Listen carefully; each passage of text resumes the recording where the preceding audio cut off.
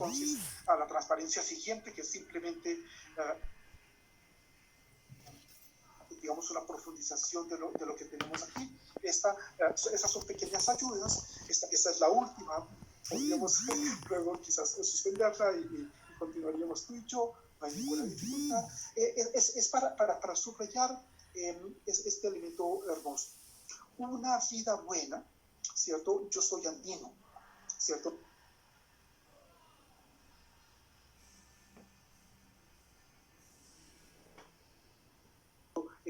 Tú en Guatemala me puedes enseñar, yo puedo aprender otros elementos.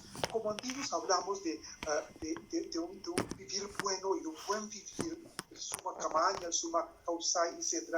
Y nadie lleva una vida buena si no es una vida en verdad. Y una vida en verdad no es posesión de la verdad, es si me permites decirlo, un movimiento asintótico de acercamiento a verdad, ¿cierto? ¿Cómo yo sé que Oscar es mi amigo o no es mi amigo? ¿Yo cómo sé que Marina es mi amiga o no es mi amiga? No porque, como decía Platón, existe. Alguien es mi amigo por lo que hace, por sus gestos, por sus palabras. Y entonces son los gestos y las palabras, el proceso que va constituyendo la amistad. Es por los gestos que yo sé que alguien me ama o que yo amo a alguien, ¿cierto? Y no porque existe el amor o la amistad, o la virtud y cosas así por el estilo. En el caso nuestro, la verdad, ¿cierto? Entonces, verdad es un tema que quiero recuperar la expresión, si me permites. Es un tema que se va tejiendo, es un tema que se va sembrando, no es un tema que se construye. Y eso es muy importante, es muy importante. El hombre blanco occidental el hombre blanco occidental construye. Y entonces, cuando yo construyo, lo que eso significa es que yo pongo la plata, yo pongo los empleados, yo pongo los materiales y la construcción depende de mí. ¿Cierto? Es una actitud perfectamente diferente cuando sembramos o cuando tejemos. Quisiera recuperar la del sembrado, porque cuando yo siembro, yo abro la tierra, hablo con ella, le agradezco, le presento disculpas por abrirla y por ararla, ¿cierto? Siembro la semilla, la riego, y hay un tiempo de espera, y ese tiempo no depende de mí. Ese tiempo depende de la naturaleza, de las lluvias, el sol, etcétera, la sequía y demás. Ya vamos a empezar a ver el PowerPoint, no hay ninguna dificultad, digamos que eran elementos simplemente de ayuda, no hay ningún problema al respecto, de suerte que lo que tenemos es la posibilidad de sembrar verdad, porque no hay una verdad de antemano y ciertamente a priori única, valedera para todos. Ese es un elemento de violencia, eso es un elemento de distanciamiento, es un elemento de verticalidad, ¿cierto? La vida se va tejiendo mancomunadamente, conjuntamente. La regla en la naturaleza es, voy a enunciar una palabrita pequeña que no es difícil para ti o para mí, que es la eusocialidad, es decir, la cooperación, el aprendizaje recíproco, mutuo, la ayuda mutua, el comensalismo, si tú lo quieres, ¿cierto? Y es en ese proceso de sembrar procesos, de sembrar verdades, como la vida se va haciendo posible. Y entonces, me gusta la expresión sucede que es colombiano, de un escritor que es García Márquez, ¿cierto? En algún momento decía, yo soy lo que recuerdo que he vivido. Y entonces ese relato, ese relato de poner de manifiesto experiencias y demás, va entonces árboles de verdad, árboles de veracidad, de verosimilitud, de suerte que entonces, digamos, como el árbol de la vida, es muy hermoso. Eso, fantástico, fantástico. Sí, la falla de compartir el PowerPoint fue mía, no fue de nadie más. Entonces, un poquito antes, aquí está, este es, digamos, como una referencia bibliográfica. Este es un libro muy difícil de conseguirlo en librería, ¿cierto? Voy a decir una cosa que es antiética. Cuando lo veas, róbalo, clónalo, cómpralo, expropialo, haz lo que puedas, ¿cierto? Porque ya casi no se consigue. Digamos, era el elemento que te estaba mencionando, y eso es muy importante para señalar que no hay, mira el título, los maestros de verdad, no de la verdad. Y entonces, verdad es un punto de llegada. Si me va bien en la vida, no es cierto, no es seguro que me vaya bien. Sí, hay mucha gente a la que no le va bien, ¿sí? Usualmente son banqueros y gobernantes y otros, no voy a hablar de eso, ¿cierto? Si me va bien, yo voy llegando, a ver, yo voy sembrando, yo voy, usémoslo, construyendo, esa es la referencia. La segunda, ¿cierto? La segunda referencia en el PowerPoint, ¿sí?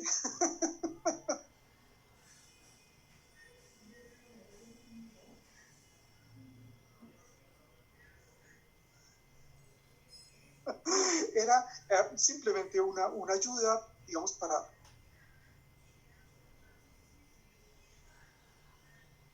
tu cultura la mía, para tu biblioteca la mía, es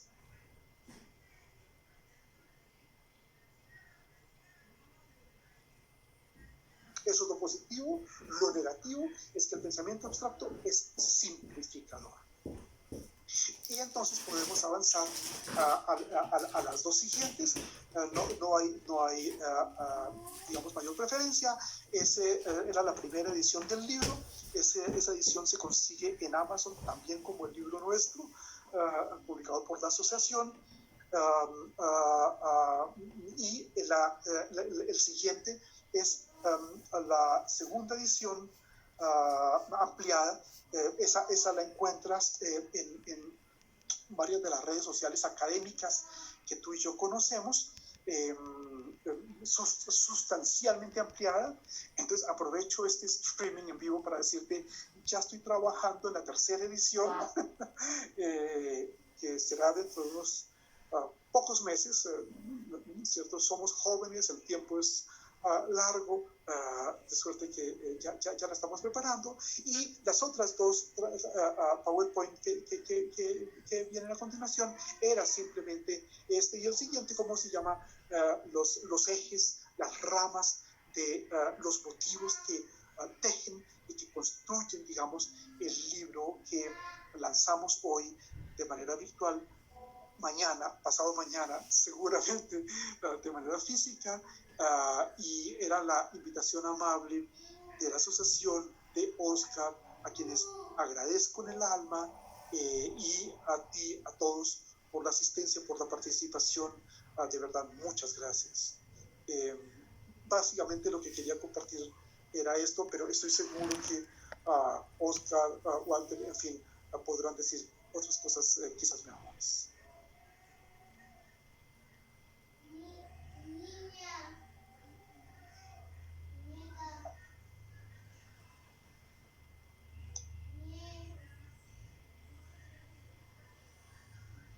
Muy bien, muchas gracias a Carlos por esta oportunidad de compartir con nosotros esta conferencia y hablar sobre el tema de la complejidad de la verdad.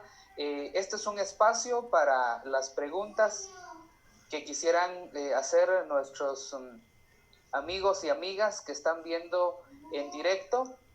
Quisiéramos preguntar ya directamente a Carlos. ¿Nos pueden trasladar sus preguntas? Quisiera iniciar con la primera.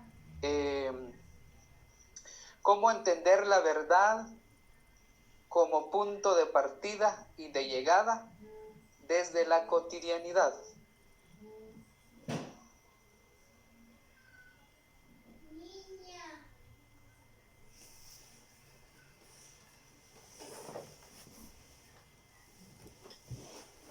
Walter, hay que escribir las preguntas en el chat para Así es. que Carlos nos...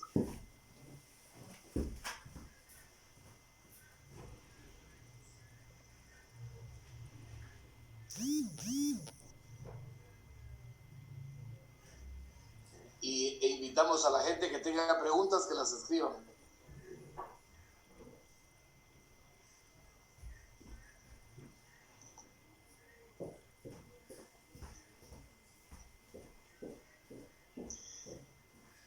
Ok. Vale.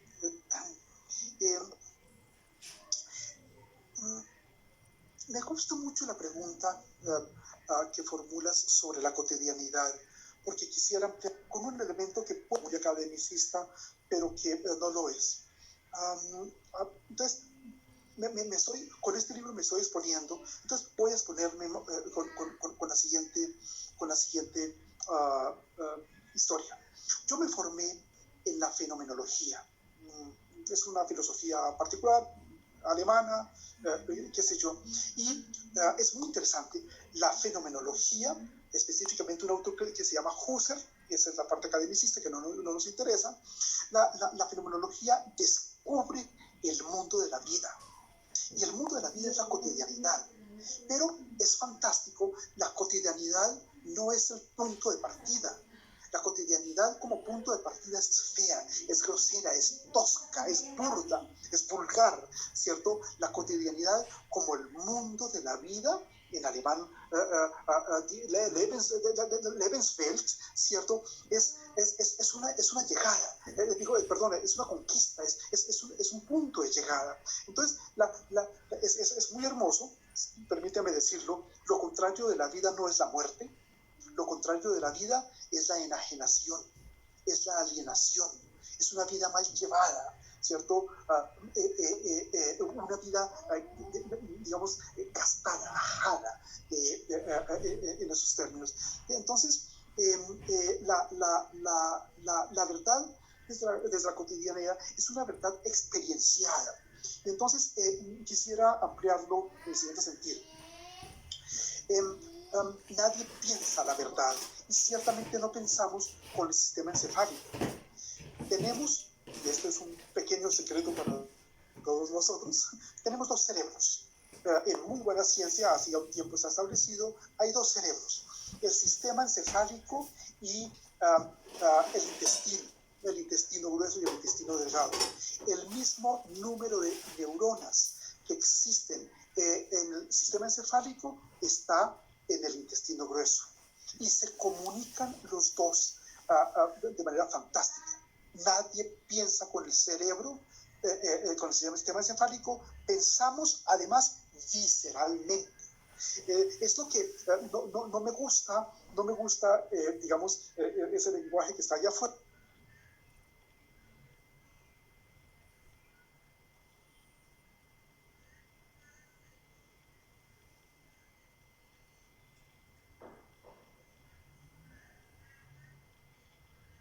El sentir pensar.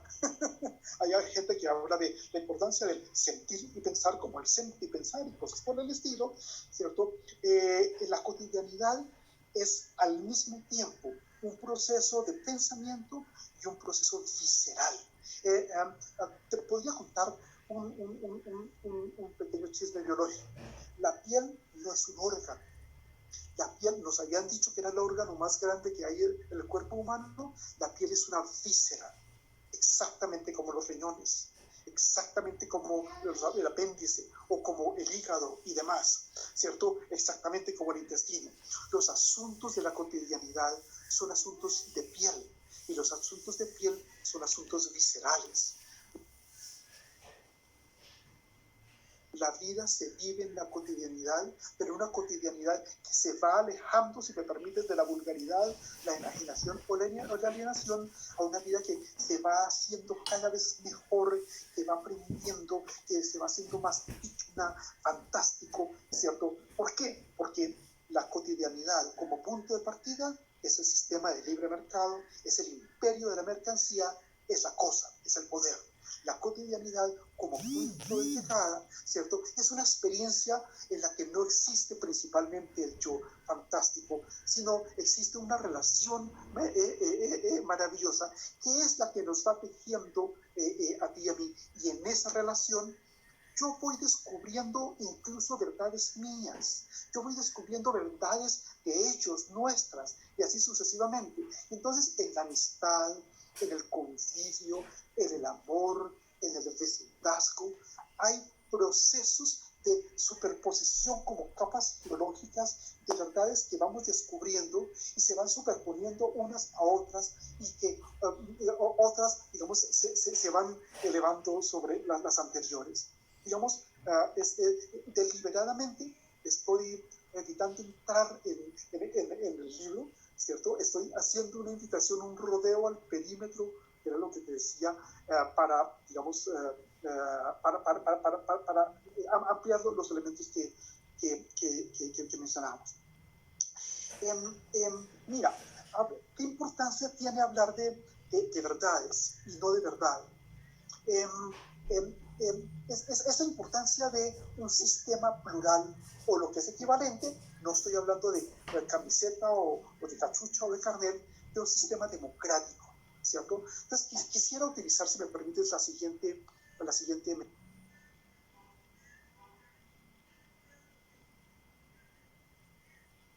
sistema de verdades es como una orquesta sinfónica, ¿cierto? Una orquesta sinfónica está compuesta de violines primos, violines segundos, violas, chelos, contrabajos, metal, combinación de música tonal y atonal, de ritmo y melodía. Y entonces una orquesta sinfónica es un sistema democrático. Hay conversaciones que se cruzan, se interrumpen, se complementan, hay instrumentos que hablan ellos mismos y no perturban a los demás. Eso es lo que significa, digamos, una coexistencia de distintos sistemas de verdad. Quiero decir un elemento muy fuerte. Distintos sistemas de verdad, ¿cómo se llama? No significa, repito, que cualquier verdad de lo mismo. En el momento, y esto está señalado en algún momento particular del libro, yo le puedo mentir a Susana, o a Walter, o a Oscar, o a Manolo, o a Pedro, muy fácil, mira, así de fácil. Yo puedo mentirle así de fácil, ¿cierto? Peor aún, yo me puedo creer las mentiras. Pero en el momento en que yo me miento a mí misma, a mí mismo, y eso es un... Sí, Van Gogh estaba cayendo en la locura, ya se había cortado la oreja, y le escribe a su hermano, hermano, encuentra lo más hermoso que puedas, porque ya hoy nadie ve nada hermoso, ¿cierto? Es un flash, es un principio de lucidez. En el momento en que yo me miento a mí mismo o me engaño a mí mismo, estoy podrido. Ahí no hay nada que hacer, ¿cierto? Entonces, el tema no es finalmente y despacio, porque cuando yo me miento a mí mismo, entonces le estoy mintiendo a los demás, ¿cierto? Y eso ya es verdaderamente psicópata, digamos, estoy chiflado, ¿cierto? Entonces, lo que tenemos...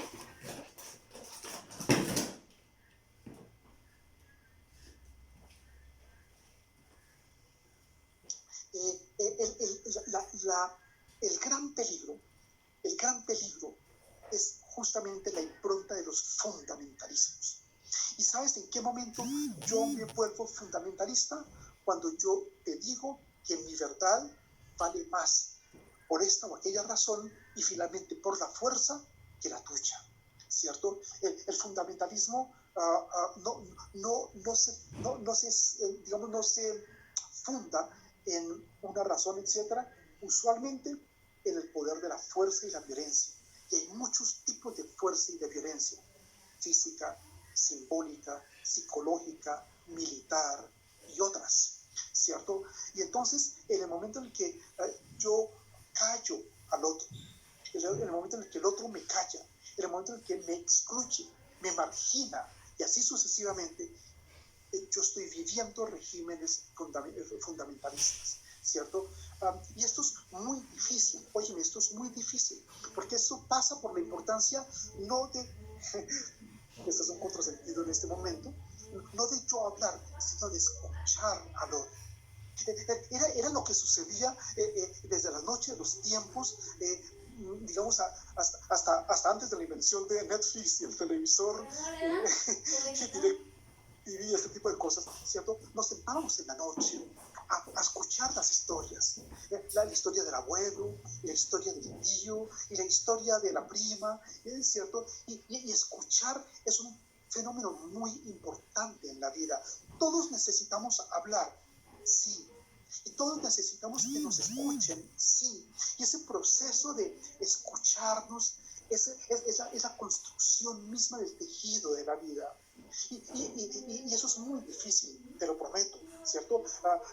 Es la clase de personas que cuando tú les cuentas algo, entonces reducen lo suyo a su propia historia, y entonces te empiezan a contar, digamos, su propia historia, y así sucesivamente. En fin, venimos de una historia de 2000 años de fundamentalismo. Chisme. Acabo de terminar un libro, ya fue entregado al editor, señalando con Oscar, platicábamos hace un año de cosas como estas. Occidente es un bebé que nació enfermo. Bueno, esa idea ya está escrita en un libro y ya está entregada y va a salir en cuestión de semanas. Entonces, venimos de 2000 años de fundamentalismos. Y esos 2000 años de fundamentalismos es una cultura y una sociedad de muerte, de miedo, de angustia, de soledad. Y la gente con el coronavirus está muriendo sola, ¿cierto? Ese es el pasado. Voy a contarte un chisme. Y como es un chisme, bajo la voz, para que no salga de este canal en este momento. Nunca estamos solos. Solo Occidente se lo creyó. Nunca estamos solos, ¿cierto? Y entonces nos estamos dirigiendo de un pasado fundamentalista hacia un futuro o un presente inmediato, ¿cierto? En el que es posible la vida, en el que es posible la complejidad. Sorpresa, en el que es posible hablar de verdad y de verdades múltiples, ¿cierto?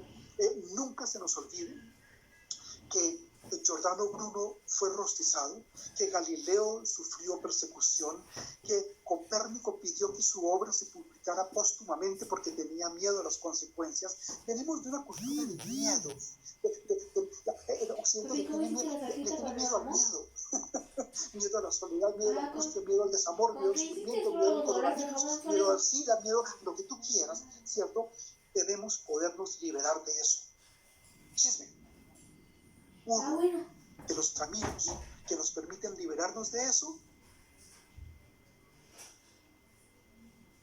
es vivir con verdad, no con la verdad, con verdad, y reconocer que son posibles, que coexisten verdades últimas. Y entonces, en el momento en el que yo debo reconocer que Susana o Walter o Oscar tienen otra verdad, me puede suceder lo más hermoso que jamás yo puedo aprender.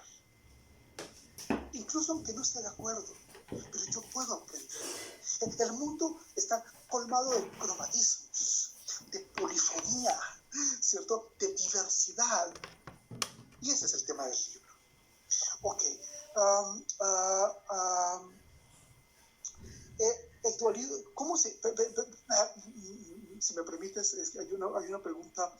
¿Cómo se diferencia el dualismo del mundo occidental del dualismo de los pueblos indígenas para que la complementariedad es... Claro, no. Justo, es una muy buena pregunta. Los pueblos indígenas, uno, dos, los pueblos, por ejemplo, Guatemala, por ejemplo, estoy estudiando sistemáticamente cosas aquí en los pueblos andinos. Por ejemplo, en la China con el yin y el yang, no es dualismo, es complementariedad. La idea de yin y yang es la idea de que el yin complementa al yang, y esa es una visión no dualista. Entonces, permíteme decirlo, una de las mejores ciencias que jamás hemos inventado en la historia del universo se llama la teoría cuántica. Y la teoría cuántica habla de principio de complementariedad, ¿sí? Onda, partícula. Principio de complementariedad, ¿cierto? Mujer, hombre, etc. Y así sucesivamente. Mira, el último viaje que hice antes del confinamiento de la pandemia fue a Perú. Y te voy a contar una cosa que algunos la sabemos, otros la creemos y otros somos escépticos. Me contaba esta amiga que es indígena, está en la universidad, habla quechua. Me decía, óyeme, mira, esa montaña, para algunos eso que voy a decir es trivial, para otros es nueva era, esa montaña es hombre y aquella montaña es mujer. Y hay ríos que son hombre y hay ríos que son mujer, ¿cierto? Si yo tengo una comprensión occidental, digo, indios primitivos, atrasados, cosas como esas, ¿cierto? Y lo peor aún, yo debo poder reconocer qué clase de hombre o de mujer, es un ejemplo, es este río, es este árbol, es esta montaña, es este prado, ¿cierto? Porque eso va a corresponder con un estilo de convivio y así sucesivamente. Los occidentales no saben de eso. Los occidentales no saben de complementariedad, saben de mentalidad binaria, ¿cierto? O una cosa o la otra. El que no está conmigo está contra mí, ¿cierto? Elige, ¿estás con ellos o conmigo? ¿Estás con nosotros? ¿Cierto? Esa es la posición del dualismo occidental, que incluso, y lo digo con mucho respeto, se encuentra en uno de los textos fundacionales de Occidente. Lo dice Santiago, tú y yo en este momento no sabemos quién es Santiago, y es que podría ser Santiago como Pedro, o como Juan, o como Martín, ¿cierto? ¿Sí? Defínete, o ellos o nosotros, ¿cierto? Esa es la tradición enfermiza que en un momento fue posible, pero que hoy ya no es necesaria, ¿cierto? Tú y yo, eso es muy hermoso. Quiero aprovechar la pregunta sobre los pueblos indígenas, porque tú y yo convivimos con la naturaleza. La naturaleza no es una enemiga. La naturaleza es mi amiga, es mi madre, es mi hermana, es mi cuate, es mi... Vete a saber, ¿cierto? Y yo soy posible gracias a ella. Occidente no supo nunca de eso. Occidente se equivocó. Creo que es inevitable que lo diga. Creo que este coronavirus es uno de los más fuertes campanazos que ha recibido esa civilización occidental. Occidente está muriendo y hay otros pueblos que están naciendo y que están vivos. Y esto es de mantenernos en el aprendizaje, de mantenernos en la solidaridad, en el amor, en el compañerismo, ¿cómo se llama? Y nosotros, por ejemplo, a propósito de la pregunta, los pueblos indígenas lo sabemos. Nosotros, los pueblos WASP, White Anglo-Saxon Protestant, no lo sabemos. Y entonces pensamos en jerarquías y cosas por el estilo.